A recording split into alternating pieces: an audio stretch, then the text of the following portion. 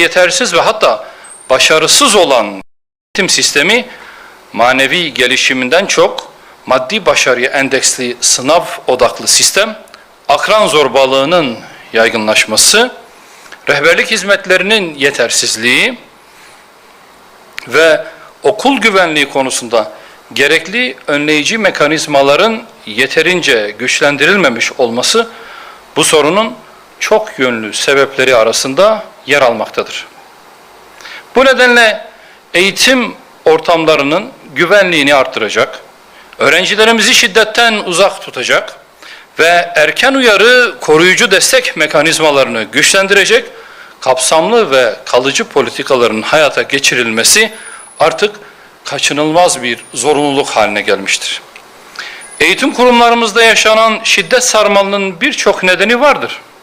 Eğitim sisteminin yapısal sorunlarına işaret eden nedenlerin bazılarını şöyle özetleyebiliriz. Bugün eğitim sistemi yalnızca sınav kazandıran değil, insan yetiştiren bir yapıya kavuşmak zorundadır. Bunun için öncelikle fıtrattan uzak seküler eğitim anlayışı sorgulanmalıdır. İnsanı sadece ekonomik üretim aracı gören, ruhunu, ahlakını ve manevi yönünü ihmal eden bir sistem, bilgi verir ama hikmet vermez. Diploma verir ama şahsiyet kazandırmaz. Yıllardır uygulanan 12 yıllık kesintisiz eğitim modeli, her çocuğu aynı kalıba sokan mekanik bir düzen üretmiştir.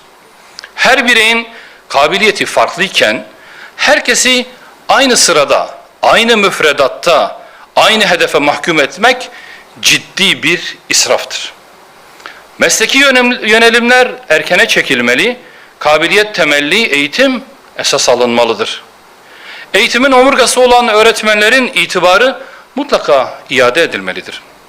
Öğretmeni değersizleştiren toplum, geleceğini değersizleştirir. Maaşıyla, sosyal haklarıyla, karar mekanizmalarındaki yeriyle ve toplum nezdindeki saygınlığıyla öğretmen yeniden hak ettiği konuma yükseltilmelidir. Çocukları ekrana mahkum eden eğitim anlayışı yeniden gözden geçirilmelidir. Teknoloji araçtır, amaç değildir.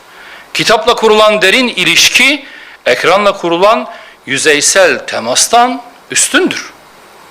Bu sebeple kitap esaslı eğitim yeniden merkeze alınmalı, okuma, düşünme, yazma ve muhakeme becerileri güçlendirilmelidir.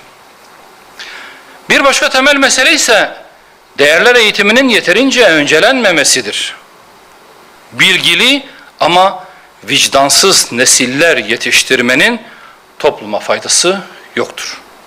Adalet, merhamet, dürüstlük, haya, sorumluluk ve kul hakkı bilinci matematik kadar, fen kadar önemli görülmelidir. Büyük İslam alimi Üstad Bediüzzaman'ın sunduğu reçete bunu net olarak özetliyor. Diyor ki, vicdanın ziyası ulûmu diniyedir. Aklın nuru fünûnu medeniyedir. İkisinin imtizacıyla hakikat tecelli eder. O iki cenah ile talebenin himmeti pervaz eder. İttifak ettikleri vakit, iftirak ettikleri vakit, birincisinde taassup, ikincisinde hile, şüphe tevellüt eder. Son olarak eğitim sistemi tek tip insan yetiştirmeyi hedefleyen kemalist ideolojik kalıplardan mutlaka arındırılmalıdır. Okullar resmi ideolojinin propaganda alanı değil, hakikatin, özgür düşüncenin, köklü tarihsel anlayışın, inanç ve kültür temelli eğitimin öğretildiği mekanlar olmalıdır. Değerli basın mensupları, eğitim kurumlarında yaşanan şiddet, bu konu küresel bir sorundur ve batılı eğitim sistemlerinin dünyaya yaydığı bir problem özelliğini taşımaktadır. Türkiye'de son dönemlerde yaşanan acı olayların benzerleri uzun süredir Amerika'da ve Avrupa'da yaşanmaktadır. Eğitim kurumlarında yaşanan şiddet olaylarının elbette farklı toplumsal sebepleri olabilir. Ancak tekil örnekler büyük resmi görmemizi engellememelidir. Asıl problem eğitim sisteminde batılı değer yargılarını, inanç değerlerimizi ve kültürel kodlarımızı hesaba katmadan tepeden inmeci bir yöntemle dayatmaktır. İster sağ, ister sol, isterse de muhafazakar ya da liberal olarak yorumlansın, mevcut sistem iyi insan yetiştirme amaçlı değil, aynı tornadan çıkmışçasına benzer bir zihin dünyasına sahip, kariyer odaklı düşünen bireyler yetiştirme amacıyla düzenlenmiştir. Batıdan fonlanan kimi kurumların da ıslah amaçlı faaliyet yürüten yapı ve toplulukları hedef alması, medyatik araç ve tipleri kullanarak ifsadın önüne set olan bariyerleri itibarsızlaştırma çabası bu faaliyetlerin önünü açmaktadır. Bu ifsat sistemine, bu kirli kısır döngüye ciddi bir neşter atılması hayati önem arz etmektedir. Eğitim programlarına ve kurumsal organizasyonlara inanç ve ahlak eksenli yeni bir format kazandırılması gerekmektedir. Yargının ve emniyet kuvvetlerinin bir kısım muhalefet partilerinin çekincelerini ve bürokratik engelleri bir tarafa bırakıp bu hayati konuda işbirliği yapması ülkenin geleceği açısından büyük önem taşımaktadır. Kıymetli basın mensupları, son yıllarda hem geleneksel medyanın hem de sosyal medya araçlarının özellikle çocuklar ve gençler üzerindeki olumsuz etkisi her geçen gün daha belirgin ve daha yakıcı ve yıkıcı bir hal almaktadır.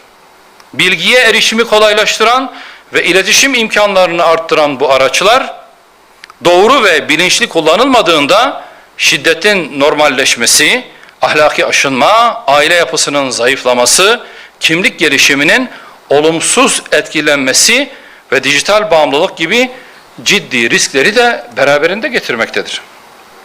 Geçtiğimiz hafta Şanlıurfa ve Kahramanmaraş örneklerinde olduğu gibi okullarda yaşanan silahlı saldırılar çocuklarımızın karşı karşıya bulunduğu riskleri ne kadar ciddi boyutlara ulaştığını acı bir şekilde göstermiştir.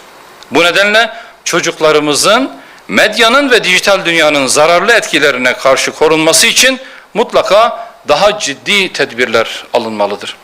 Milli Eğitim Bakanlığı'nın müfredatında medya okuryazarlığı ve dijital okuryazarlık gibi bazı derslerin yer almasını önemli buluyoruz. Ancak bu derslerin seçmeli olması nedeniyle öğrencilerimizin bu alanda yeterli bilinç düzeyine ulaşamadığını da görmekteyiz. Medya okuryazarlığı ve dijital okuryazarlık eğitimlerinin bütün öğrencileri kapsayacak şekilde yaygınlaştırılması ve zorunlu dersler haline getirilmesi gerekmektedir. Öte yandan sosyal medyaya yaş sınırlaması getirilmesi konusu yıllardır gündemimizde olan, kamuoyuna ve yetkililerde çağrıda bulunduğumuz bir konudur.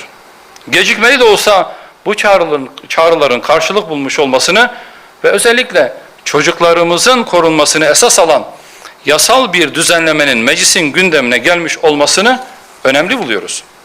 Çocuklarımızın medyanın ve dijital dünyanın zararlı etkilerinden korumak, sağlıklı ve bilinçli bireyler olarak yetiştirmek hepimizin ortak sorumluluğudur. Bu konuda yapılacak bütün düzenlemelerin hem takipçisi hem de destekçisi olmaya devam edeceğiz. Hepinize teşekkür ediyorum. Hayırlı günler diliyorum.